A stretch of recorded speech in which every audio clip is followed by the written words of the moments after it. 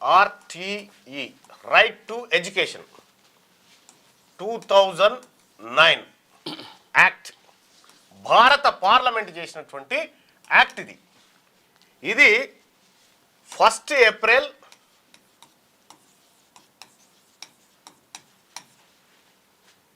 2010 నుంచి అమల్లోకి వచ్చింది. ఇది రైట్ టు ఎడ్యుకేషన్ యాక్ట్. ఈ యాక్ట్ భారతదేశంలో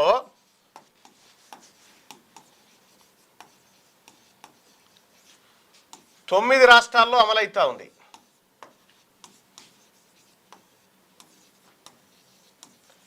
తెలంగాణలో కావడం లేదు. అసలు భారతదేశంలో విద్య అంటే ఏందో తెలుసా? సుప్రీంకోర్టు నిర్వచనం ఏముందో అంటే, విద్య అనేది వ్యాపారం కాదు. ఇది ఎవరు చెప్పింది? సుప్రీంకోర్టు చెప్పింది. భారత ప్రభుత్వం కూడా ఇదే చెప్పింది, విద్య అనేది వ్యాపారం కాదు అని. ఇది Unnikrishnan case.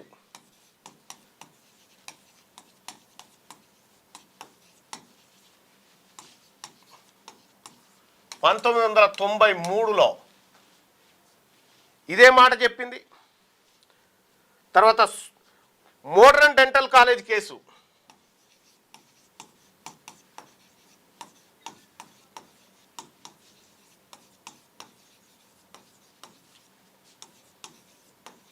Modern dental college case 2016లో ఇదే మాట చెప్పింది, విద్యతోని వ్యాపారం చేయొద్దని.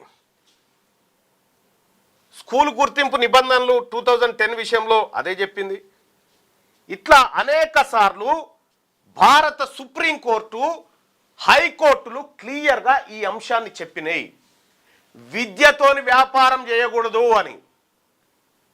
మరి మల్లారెడ్డి గారు ఓపెన్గా చెప్తా ఉండు కదా, నాకు 1000 ఎకరాల భూములు ఉన్నాయి, నా 1000 కోట్ల రూపాయల బ్యాంక్ బ్యాలెన్స్ 4 తరాలకు ఉంది. ఎక్కడి నుంచి వచ్చింది ఈ తరాల బ్యాలెన్స్?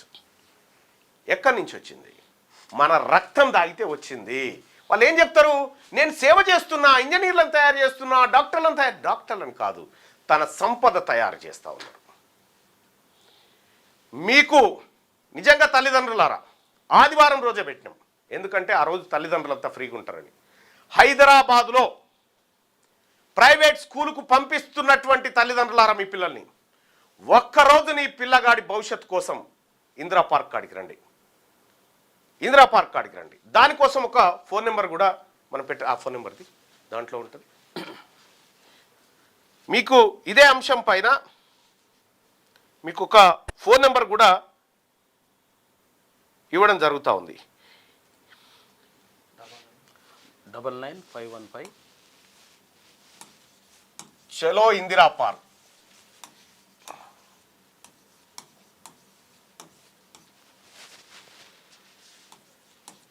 ఏప్రిల్ 26, 2026 ఉదయం 11 గంటలకు.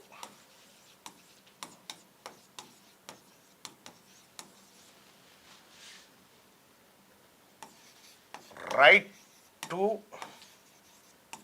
Education,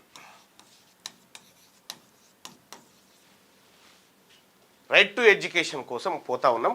phone number 999515 81 614.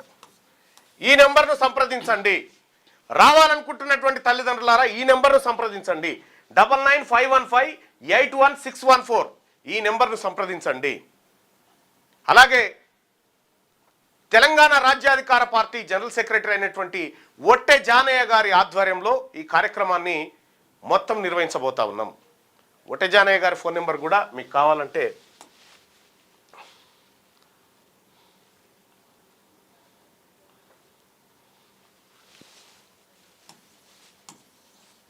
93 993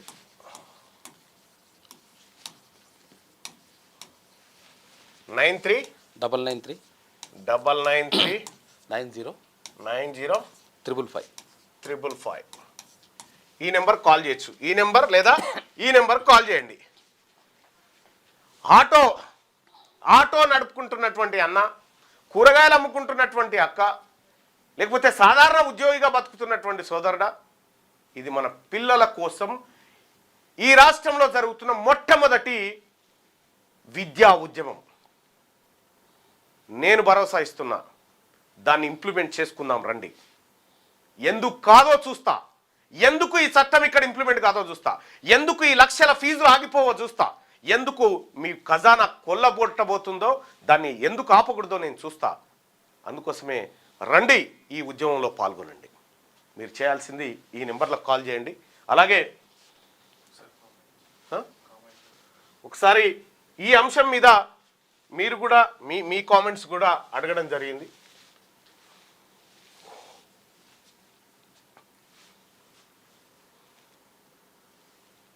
పోదాం జయమల్లన్ రండి.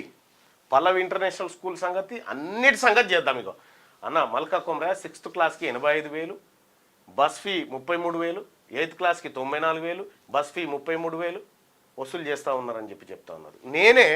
నేనే కొద్దిగా పాపం వాళ్ళకు పేదవాళ్ళు ఉన్నారు, వాళ్ళకు కొద్దిగా ఫీజు కాన్షియస్ అంటే ఫోన్ కూడా ఎత్తుడు లేదు. ఆఖరికి వాళ్ళ అన్నకేం తీసేసుకున్నారు పిల్లల్ని.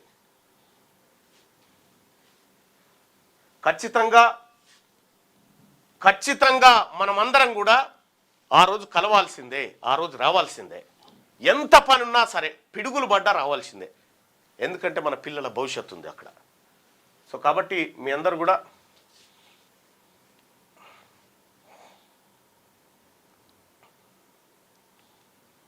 నెంబర్ గలవది అని చెప్పి, ఎందుకు గలవదా నువ్వు ట్రై చేయి ఫస్ట్. కలుస్తాయి నెంబర్లు, ఎందుకు గలవాయి, కలుస్తాయి. సో అందరినీ కూడా ఆహ్వానిస్తూ ఉన్నాం.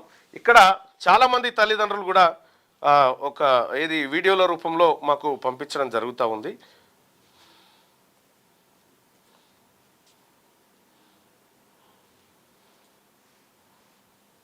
ఇది ఒక్కసారి ప్లే చేయాలి భరత్.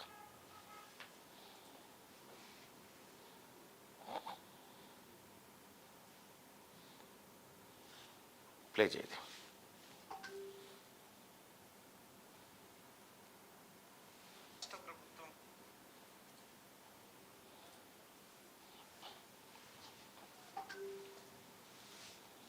తల్లిదండ్రులారా, గ్రామీణ ప్రాంతాల్లో కూడా ఈ ఫీజుల దెబ్బకు ప్రజలు విలవిల్లాడుతూ ఉన్నారు. ఈ ఒక్క చట్టం వస్తే, ఈ చట్టం ఇక్కడ ఇంప్లిమెంట్ అయితే, ఆల్రెడీ చట్టం చేసింది, రెడీ ఉంది, ఇంప్లిమెంట్ చేయమని చెప్పడమే మిగిలింది. దాదాపు 17 సంవత్సరాల నుంచి అది ఇంప్లిమెంట్ చేయకుండా పక్కకు పెట్టారు, 17 ఏళ్ళ నుంచి. సో దాన్ని ఇలా మనం తీయాల్సిందే, దాని సంగతి ఏందో తేల్చాల్సిందే. చూడండి, ఒక్కొక్క మిత్రుడి బాధ చూడండి. నమస్కారం, నా పేరు బాదావత్ కిషోర్. మాది ఉమ్మడి వరంగల్ జిల్లా, మారుమూల తండా. మా పిల్లలైనటువంటి పాప బాబు ఇద్దరిని నారాయణ స్కూలు మరియు కాలేజీలో చేర్పించడం జరిగింది. అట్టి ప్రైవేటు స్కూలు మరియు కాలేజీ అయినటువంటి నారాయణ సంస్థ వాళ్ళు అధిక ఫీజులు వసూలు చేస్తున్నారు. ఒక్కొక్కరికి గాను సంవత్సరానికి 2 లక్షల రూపాయలు వసూలు చేస్తున్నారు. నేను నిరుపేద కుటుంబం నుంచి కూలి పని చేసుకుంటున్నాను. ఇంత అధికమైన ఫీజులను కట్టలేకపోతున్నాను. తీన్మార్ మల్లన్న ఉద్యమానికి సపోర్టుగా ఉంటానని కోరుకుంటున్నాను. మరియు 26న ఇందిరా పార్కు వద్ద జరిగే సమావేశంలో పాల్గొంటానని మనస్ఫూర్తిగా కోరుకుంటున్నాను. నమస్కారం, నా పేరు సో ఇదేందో తెలుసుకుందాం. ఆ రోజు పెళ్ళిళ్ళు ఉన్నాయంటాం. నీ పిల్లల కంటే పెళ్ళిళ్ళు ఇంపార్టెంట్ అయితే చూసుకోరు. మరి నేనేం చేయలేను. పెళ్ళిళ్ళుంటే, తద్దినాలుంటే ఒకటి గుర్తుపెట్టుకోరు, పెళ్ళికి డిన్నర్ కూడా ఉంటుంది, అవసరమైతే చిన్నిందుకు పోవచ్చు. కానీ మన బిడ్డల భవిష్యత్తును మీరు దృష్టిలో పెట్టుకొని రండి. తల్లిదండ్రులందరికీ కూడా రిక్వెస్ట్ చేస్తూ ఉన్నా, ఇక మళ్ళీ రాదు ఈ అవకాశం. ఈ కార్పొరేట్ విద్యా వ్యవస్థ పైన తల్లిదండ్రులు విజయం సాధించేటువంటి రోజు కావాలి. ఆ రోజు మీరందరూ రండి. నేను కూడా అసెంబ్లీలో మాట్లాడినా బాయ్సాబ్, నేను అసెంబ్లీలో మాట్లాడినా సభ సమాధానం చెప్పలే. మీదికెళ్ళి ఆ సభలో కూర్చున్నటువంటి కార్పొరేట్ విద్యా వ్యాపారులందరూ నా మీదికి దాడి చేసేంత ప్రయత్నం చేసిరు. ఈ రాష్ట్ర ప్రభుత్వం ఇక్కడ ఇంప్లిమెంట్ చేయబోతా ఉందా లేదా అనేది ఒకటి సార్. రెండోది, రైట్ టు ఎడ్యుకేషన్ యాక్ట్ ఒకటి ఉంది సార్, అది 2009 అనుకుంటా, మేబీ మా శ్రీపాల్ రెడ్డి గారు 2009 రైట్ టు ఎడ్యుకేషన్ సార్. అది ఇప్పటి వరకు కూడా ఇంప్లిమెంట్ చేయలేదు సార్. గతంలో కాంగ్రెస్ పార్టీ విపక్షంలో ఉన్నప్పుడు అప్పుడు ఎవరు అపోజిషన్ లీడర్గా ఉన్నటువంటి బట్టి విక్రమార్క గారు మాట్లాడడం జరిగింది సార్. ఆయన మాట్లాడుతూ మేము రైట్ టు ఎడ్యుకేషన్ ఇంప్లిమెంట్ చేస్తాము, ఈ ప్రభుత్వం ఇంప్లిమెంట్ చేయట్లేదు అని చెప్పింది సార్. మన ప్రభుత్వం అధికారంలోకి వచ్చి 2 సంవత్సరాలు అయింది సార్. మరి రైట్ టు ఎడ్యుకేషన్ పాలసీని ఇంప్లిమెంట్ చేస్తారా? ఆ పాలసీని పక్కకు పెట్టారు, ఈ పాలసీ కూడా ఏమైనా పక్కకు పెట్టే ఉద్దేశం ఈ ప్రభుత్వానికి ఉందా అనేది నాకు చిన్న మనవి. ఈ రాష్ట్ర ప్రభుత్వం ఇక్కడ ఇంప్లిమెంట్ పెట్టాలి.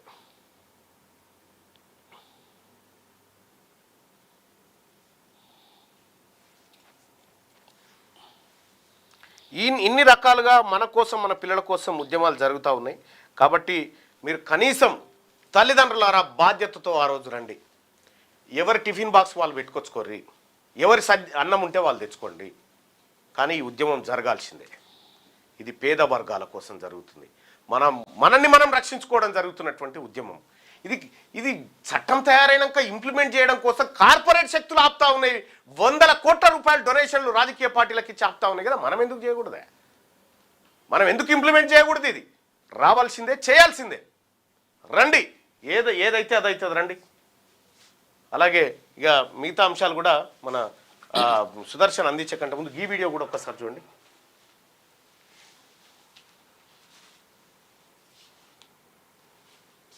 ఖర్చు అవుతున్నాయనేది వాస్తవం. అదే 1,08,000 రూపాయలు. దీన్ని నివారించడానికి వెంటనే చర్యలు తీసుకోవాల్సిన అవసరం ఉంది. ఎందుకంటే వారే చెప్పారు, చివరి దశలో ఉంది, తెగితే మనం లోయలో పడిపోతామని కూడా ఒక వాక్యం వాడారు. కాబట్టి దీనికి సంబంధించి మేము మాట్లాడిన సందర్భంలో చాలా విషయాలు, పాఠశాల విద్యలో ఏ మార్పులు చేస్తే బాగుంటుంది, ఏ రకంగా చేస్తే విద్యార్థుల సంఖ్య పెరుగుద్దనేది ఇప్పుడే కాదు చాలా సందర్భాల్లో చెప్పాం. నేనైతే పుస్తక రూపంలో కూడా ఇచ్చాను. కాబట్టి వెంటనే ఏ చర్య సూచనలు ఉంటే పేపర్ మీద పంపగలరు. తప్పనిసరిగా ప్రభుత్వం ఆ నిర్ణయం తీసుకుంటుంది. సార్, ఇక్కడ ఈ ప్రైవేట్ ఫీజుల కట్టడి అనేది ఒకటి జరగాల్సి ఉంది సార్. ఇప్పుడు ఇగో పాపం మన ఏవిఎన్ రెడ్డి గారి స్కూల్లో ఎల్కేజీకి 41,970 రూపాయలు తీసుకుంటారు సార్. ఇక్కడే ఉన్నారు ఆయన పెద్దలు. అట్లాగే మన అన్న తక్కెలపల్లి రవీంద్రరావు అన్నకు కూడా 3-4 కాలేజీలు ఉన్నాయి సార్. అడ్డగోలుగా ఫీజులు వసూలు చేస్తారు సార్. జరా ఈ ప్రైవేట్ ఫీజుల కట్టడికి తక్షణంగా పేర్లు తీసుకోవద్దు. కాదు సార్, ఇగో పేర్లు తీసుకోవద్దు. ఎందుకంటే ఫీజు చాలా బకాయిలు పెండింగ్ లో ఉన్నాయి సార్. ఉదాహరణకు చెప్తా ఉన్నా, ఓన్లీ ఉదాహరణే చెప్తా ఉన్నా సార్. పేర్లు తీసుకోవద్దు సార్. వాళ్ళ పేర్లు తీసుకోవడం అని కాదు సార్, ఇంకా అనేకమైనటువంటి కాలేజీలలో అధిక ఫీజులు నేను డిలీట్ చేస్తాను సార్. అట్లాంటిది సార్, నా ఉద్దేశం అది కాదు సార్. నా ఉద్దేశం చూసిరు కదా, నేను అక్కడ మాట్లాడంగానే అక్కడ ఉన్నటువంటి కాలేజీ వాళ్ళు, కాలేజీ ఓనర్లంతా అట్టెట్లా మాట్లాడుతావు, ఇట్టెట్లా మాట్లాడతావు అంటున్నారు. నేనేం మాట్లాడిందేమో ప్రజల కోసం, వాళ్ళ కథ అది. అందుకోసమే చలో ఇందిరా పార్క్ ఏప్రిల్ 26 గుర్తుపెట్టుకోండి తల్లిదండ్రులారా, అక్కడ కలుద్దాం.